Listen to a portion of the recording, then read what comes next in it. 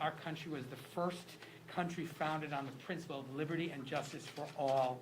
And we have made progress in that quest. We've stumbled sometimes, but we've made some progress.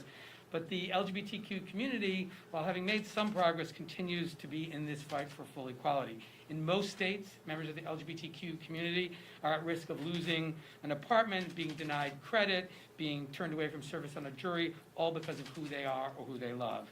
Every American deserves respect and dignity, and it's important that the Equality Act become law because it will once and for all ensure that LGBTQ Americans can live lives free of discrimination. And in particular, it amends the existing civil rights architecture and adds sexual orientation and gender identity to employment, education, housing, credit, jury service, public accommodations, and federal funding. It's a fully inclusive civil rights law that will once and for all make discrimination illegal in this country. Finally, it's not a controversial issue anymore. 83% of Americans support anti-discrimination legislation for LGBTQ Americans. 68% of Republican voters. So this is not a controversial issue. We've built a coalition that ranges in everyone from the U.S. Chamber of Commerce to the ACLU and everyone in between.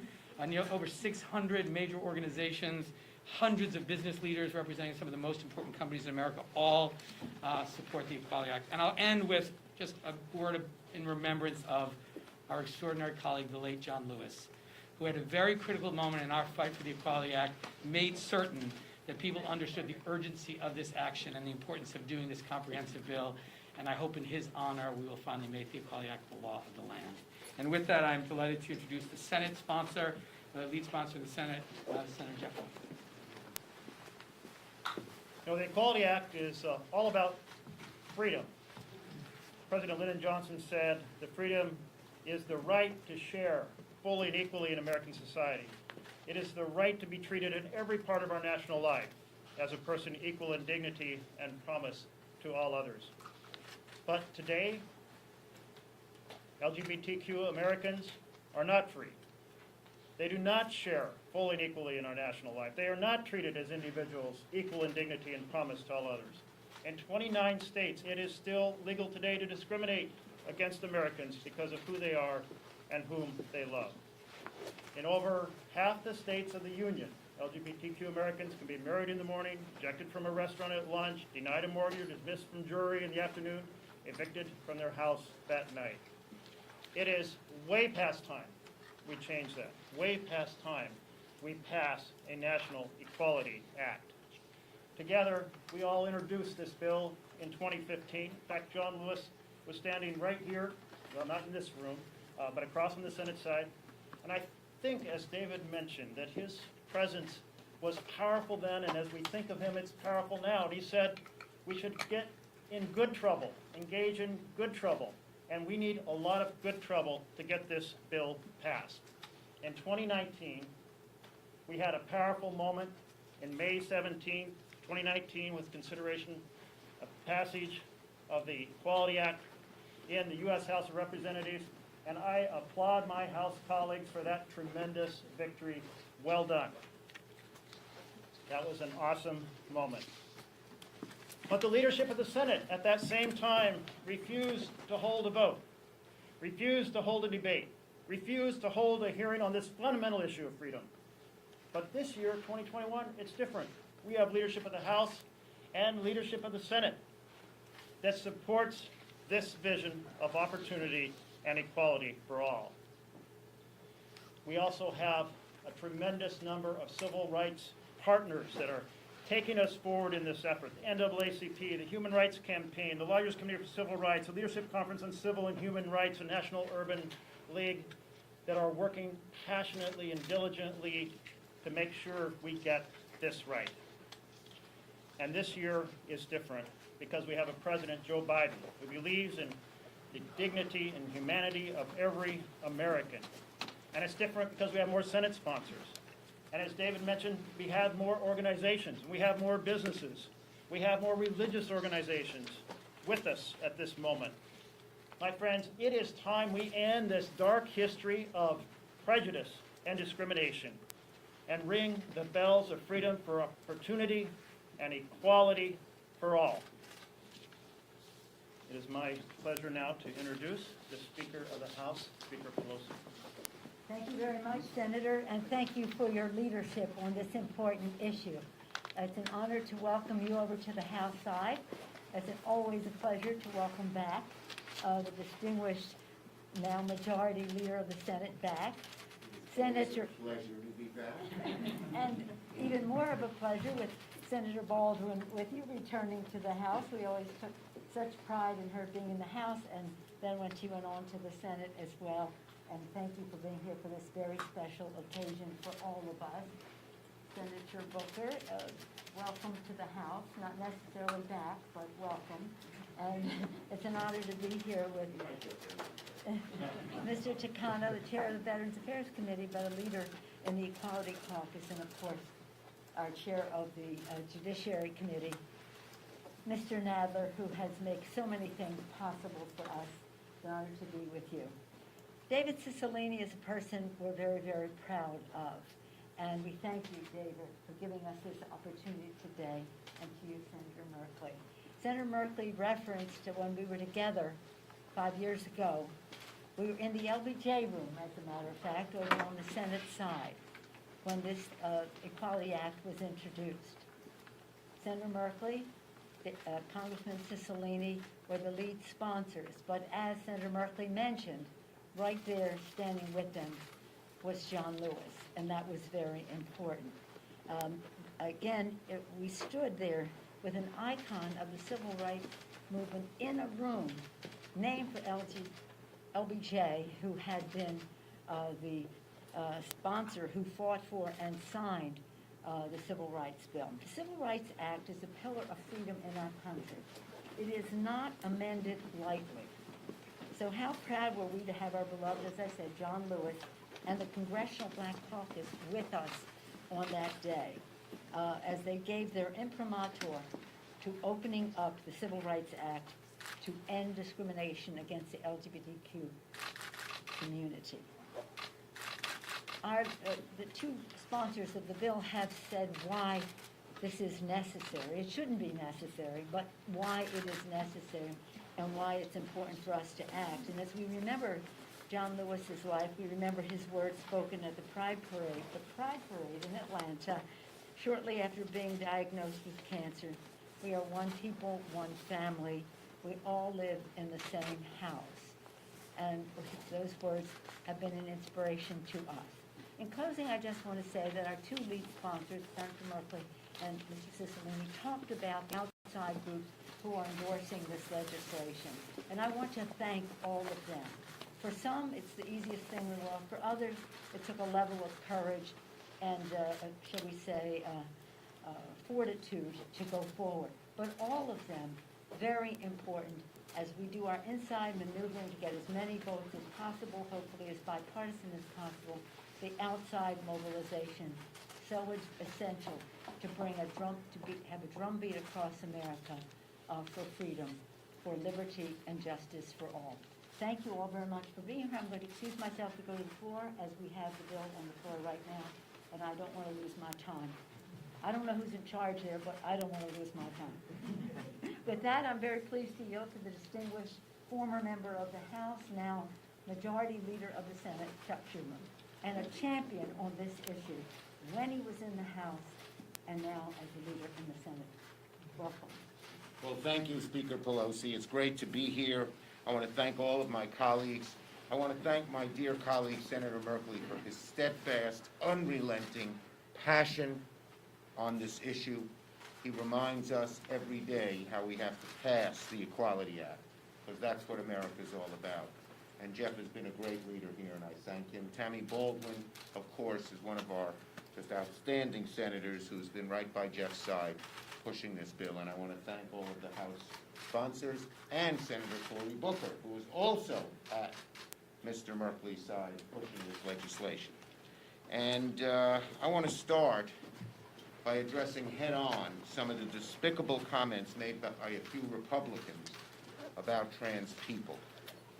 Their attacks on trans people and the transgender community are just mean,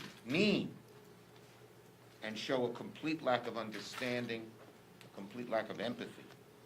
They don't represent our views, and they don't represent the views of a majority of Americans. Their despicable comments just make my blood boil with anger. If I didn't have a mask, you could see my teeth gritting. But that's why we're here today, to talk about the Equality Act. That's why we need it, because of the hate out there that gets in the way of the great American dream of equality.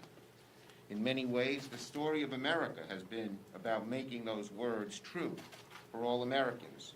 That's what brings us here today, to reintroduce the Equality Act in the Senate. Essential, urgent, long overdue, that will move us closer to a society where all Americans are equally treated under the law. Even today, the signs of discrimination based on sexual orientation abound. From education to housing to family planning, from the workplace to adoption to immigration. Discrimination against LGBTQ+ people remains a serious problem that demands Congress's attention. Congress must pass the Equality Act so that LGBTQ+ Americans will no longer have to face discrimination in some of these most basic areas of life. This legislation is personal to me. Just 6 years ago, LGBTQ Americans like my daughter won the legal right to marry who they love. The Equality Act would make sure she can continue living her life with her wife with the security and dignity of knowing she won't face basic discrimination because of who she is. So proud of her, so proud. Now, no American should ever face discrimination because of who they are and who they love. When the Equality Act passed the Congress last year, it was a bipartisan vote. Yet for years, Leader McConnell buried the Equality Act and other common-sense bipartisan House-passed bills in his legislative graveyard. Those days are over. Those days are over. Now, with Democrats in the majority, the Senate will have the opportunity to act on this critical civil rights legislation. I will use my power as majority leader to put it on the floor and let's see where everybody stands. Let's see where everybody stands. I'm hopeful that just like in the House, the Equality Act will get Republican votes and pass the Senate with bipartisan support. And of course, we now have an ally in the White House with President Biden, who's promised to make the Equality Act a priority. Discrimination against LGBTQ Americans should be over once and for all. And Democrats will fight tooth and nail to make sure that that happens. And now I'm going to turn it over to a dear friend, a fellow New Yorker, who whenever it comes to civil rights is at the forefront, Congressman Gerald Nadler. Thank you very much, Chuck. First, let me begin by thanking Congressman Cicilline for his leadership on this landmark legislation, and thanking Speaker Pelosi for her steadfast support of this legislation. The Equality Act represents one of the most significant opportunities we have had to expand civil rights in this country in many, many years. For a long time, whenever the LGBTQ community came to Congress, it was to defend their rights, from the Defense of Marriage Act to Don't Ask, Don't Tell. Even when we considered ENDA, there was a major discussion as to whether we can include protections for transgender people. It is not lost on me that this is only the second time in history that Congress has been able to consider truly comprehensive LGBTQ civil rights legislation. And I could not be more proud of the gains we have made to even be standing here today. By freeing the LGBT community from discrimination, the Equality Act makes America a little more free for everyone. We cannot rely on the Supreme Court to continue to advance these issues for us. Instead, I expect that without the Equality Act, we will begin to see the court chipping away at the rights the LGBT community has already had acknowledged. I am hopeful that with Majority Leader Schumer at the helm of the Senate and President Biden in the White House, that we have a chance to see this signed into law and to take decisive action against the discrimination faced by the LGBT community nationwide. Thank you very much. Like Speaker Pelosi, I have to get back to the floor for the debate. But before I do that, it's my pleasure to introduce Senator Booker. it is so good that we are here today, but let's be clear, I would not be here today if it wasn't for foot soldiers of justice who fought to push this body to pass civil rights legislation that gave me and other African Americans equal dignity, equal rights, and equal opportunity in this country. John Lewis, who has passed us, bled for that right. And so now here we are again, in a nation where the ideals of liberty and equality and equal justice under law are what we say, how we define our aspirations, but we still fall short. We still live in a nation where the destructive darkness of discrimination reigns enshrined in the laws of this land that prevent equal dignity and equal equality to LGBTQ Americans. That is unacceptable. And so let us all feel the fierce urgency of now to not just see this legislation pass in the United States House of Representatives, but for the sake of our ancestors and generations to come, may it pass in the Senate and get to the floor, get to the desk of the President of the United States for his signature. Thank you. And now I bring up Representative Takano. Thank you, Senator Booker. And thank you, Senator, for reminding us of the history of civil rights and how if it weren't for the foot soldiers, we both wouldn't be here. And I remember being at my first inauguration with President Obama, and he invoked the image of Seneca Falls, Selma, and Stonewall, drawing that direct line of civil rights history of a nation becoming a more perfect union. Thank you to David Cicilline for your amazing efforts of building this coalition. It's truly moving to be here with you, David. And Chairman Nadler had to get back to the floor, but if you've ever had Chairman Nadler tell you stories about his conversations with Bella Abzug, Jerry, before LGBT members were really a presence on the Hill, there was Jerry Nadler. So we are so proud of him. Senator Merkley, we're so proud of the work that you've done, amazing work. And I want to talk to you more about what we're going to talk about. David, we're going to talk to you. All right. Almost 30 years ago, I was outed in my first campaign for Congress. 27 years ago, the Don't Ask, Don't Tell policy was established in the military. 25 years ago, the Defense of Marriage Act, or DOMA, was signed into law. And nearly 10 years ago, Don't Ask, Don't Tell was repealed. 7 years ago, in the United States v. Windsor case, it struck down DOMA. 5 years ago, marriage equality became the law of the land. And last year, less than a year ago, the Supreme Court extended non-discrimination protections to LGBTQ people in the workplace. And today, we are just one step closer to full equality under the law.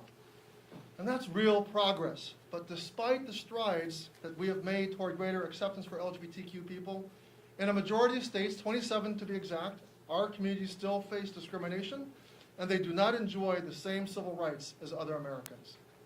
They do not have the recourse to go to court or to ensure that they are treated fairly. This is particularly harmful, especially to especially vulnerable members of our community, trans people and queer people of color, who face greater discrimination and violence motivated by hate, and what really, as Senator Schumer alluded to, gets my blood boiling, is the irony of people who are murdered and beat up, who are victims of discrimination, being made the bogeyman of this bill. How insidiously ironic is that the opponents of this bill are using the people who are victimized the most, who need the protections of this bill the most, as the argument against passing this bill. How absurd is that? The Equality Act would be a powerful tool to protect these most vulnerable people in our country. A great nation cares about the dignity and well-being of its most vulnerable citizens. Today, as I go back to the floor, and thankfully the leader's going to take her magic, the speaker's going to take her magic minute on the floor to extend the amount of time I have here. But I'm going to cast my vote. I'll be thinking of all the LGBTQ activists who marched, protested, and built a movement to protest the lives of LGBTQ people and expand our rights. I'm ready to go vote. And before I do, I want to introduce a pioneer, a hero of mine. I knew her when she was back in the House and watched her become a senator, with the integrity of being elected to office already out, not coming out afterwards. Truly a trailblazer, Senator Baldwin. Thank you so much. Well, I want to start by thanking my colleagues for your courage and your standing up and getting us to this moment. I feel like we should have a drum roll because soon the House will vote for the second time to advance the Equality Act.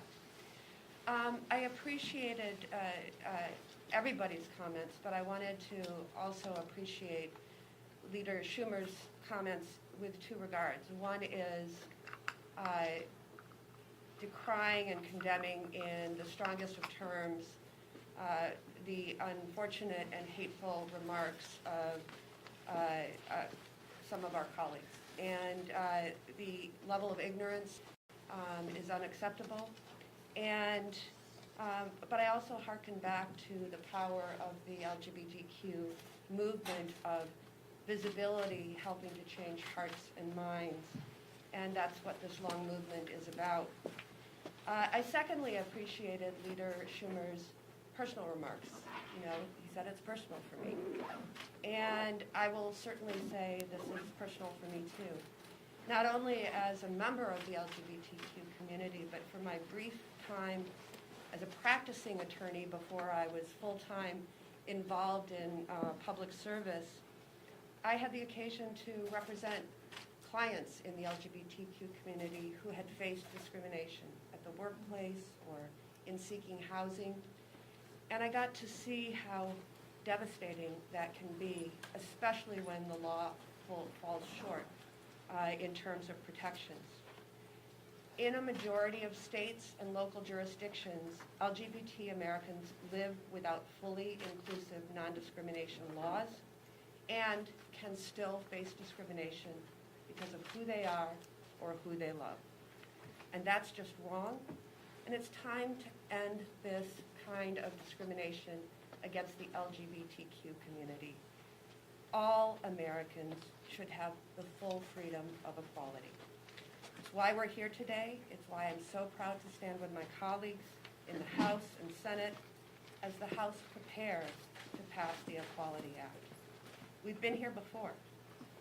This year, we have a pro-equality majority in both the House and the Senate, and we have a president who is pro-equality and prepared to sign this bill when it gets to his desk. So, let's just get the job done. Let's pass the Equality Act in the House and Senate. Let's send it to President Biden so he can sign it into law, and we can finally provide full equality for every LGBTQ American across our country. David, I think you're back Thank you. to Thank you, post Senator. Q&A. So I too have to get back to the floor, but we have time at least for a few questions. Yes, sir. First thing, and if I can ask two questions real quick. The first one, how do you get the 60 votes in the Senate that you need to pass this? And two, off topic, but Chief Pittman today said that there's a group of militia members who may have been here on the 6th who were plotting to perhaps blow up the Capitol or express a desire to blow up the Capitol around the State of the Union. I'm curious, given all we've learned about the response and the intelligence failures, how safe you all feel and your confidence level in the security and the police leadership? I'll defer responding to that at another time, if that's okay, because I need to get to the floor. I hesitate to speculate about the Senate, but I'll just say one thing before I invite one of the senators to say. But you know, it's the good old-fashioned way. We're going to make our case. Our community is going to advocate with members of the Senate, and we're going to work hard till we get the votes necessary to pass it. There's no shortcut for it. You know, this is really an instance in which the Senate of the United States has to catch up to the American people. As I mentioned, it's overwhelmingly supported, Republicans, Democrats, and Independents, by 83% of the American people. Another poll shows a majority of voters in every single state in America support non-discrimination protections for the LGBTQ community. So the biggest challenge we face is a lot of people think it's already the law. When you tell them that someone can, you know, get kicked out of their apartment, be denied service in a restaurant, or not be allowed to serve on a jury because of their sexual orientation or gender identity, they can't believe that's true. And that's because it doesn't comport with our basic understanding of fairness and equality in this country. So there's not a shortcut. We're going to work hard and get the votes, and obviously the senators will have some tricks up their sleeve about how we do that. Your question immediately assumes that Republicans will insist on cloture, 60 votes to close debate. And I was thinking about how when Ted Kennedy first brought the Employment Non-Discrimination Act to the floor, back in, I believe it was 1998, we had no one in opposition ask for cloture. So we have a story here of how dramatically the Senate has changed. And I can tell you, as one senator, I do not believe that Mitch McConnell should be able to veto a bill the majority of the Senate supports that is about fundamental human rights. But we're not in 1998, and we are still closer to 2013. And in 2013, I took the Employment Non-Discrimination Act to the floor, and we did not have 60 votes, and we had to get 60 votes, and we worked it. We worked it in partnership with our organizations that are civil rights organizations that have huge insight on the nuances of the language and the law, and we worked it with our colleagues. And our colleagues shared their stories, and we ended up with a vote that was 2-1, bipartisan, in support. And that is the path we're going to work to achieve this year. What specifically would you want to tell your colleagues about? You know, they're talking about an infringement on religious liberties, bringing more lawsuits against churches and places of worship. You know, we were very careful in the Equality Act to ensure that the religious exemptions which currently exist remain undisturbed. And so what I would first say is, in the same way that all of the other areas of civil rights law have established religious exemptions, they would apply in the same way to the provisions of the Equality Act. The LGBTQ community is not looking for more protections, nor are we willing to accept less. Just treat it the same as all the other protected classes. So religious organizations would still enjoy the rights they have in terms of their ministerial functions, to limit their services and facilities to members of their own congregation, to members of their own faith in good standing, as they determine. All those exemptions which have been established remain in place. And so that's been an argument that has been advanced, but we have two interests that are protected here: the right to religious expression and the deeply held commitment to ending discrimination. The Equality Act achieves both of those things.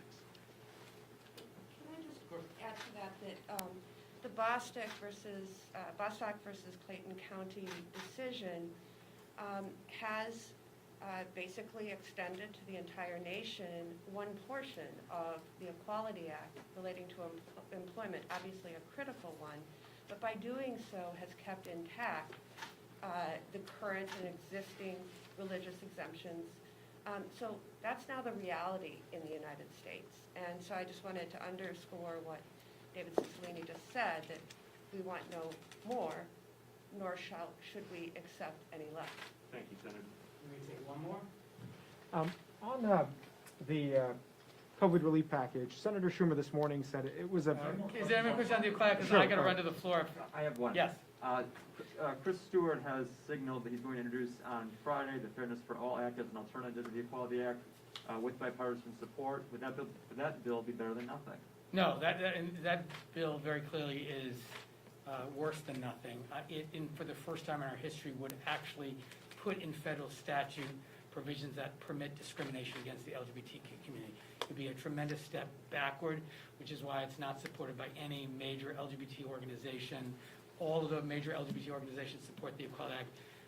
The Stewart bill is a tremendous step backward in our fight for full equality. Any problem with Democrats co-sponsoring that bill? I'm sorry? Would you have any issue with Democrats co-sponsoring? Well, I hope people who are committed to equality for the LGBTQ community would not support that bill, because it would put in statute and authorize expressly discrimination against the LGBTQ community. Thank you all. Thank you all.